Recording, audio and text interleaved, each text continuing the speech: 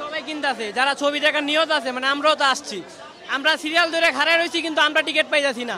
ওরা এক একজনের হাতে কম থেকে 20টা 50টা করে টিকিট ব্ল্যাকে দিতাছে। এটার মানে কি ভাই?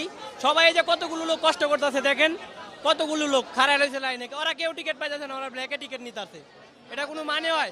এখানে এই যে পুলিশ আছে, সরকারি তো এত লোক আছে, এরা কিছু বলতেছে না, এখন সামনে টিকিট ব্ল্যাকে দিতেছে, মানে এগুলো আতাছে সরকারের লোকে আসাছে ওগুলোকে, হ্যাঁ ওগুলো আতাছে মনে হয়।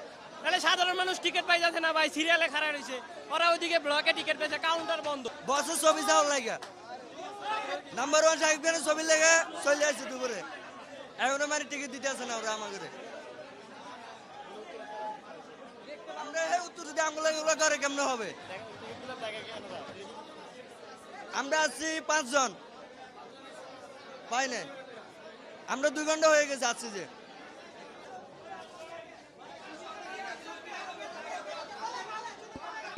বন্ধ করে দিছে, বাইরে 500 করে টিকিট বিক্রি হচ্ছে, বাইরে 500 করে টিকিট বিক্রি হচ্ছে, 200 টাকার টিকিট, আর ওনারা 10টা টিকিট দিয়ে বন্ধ করে দিছে।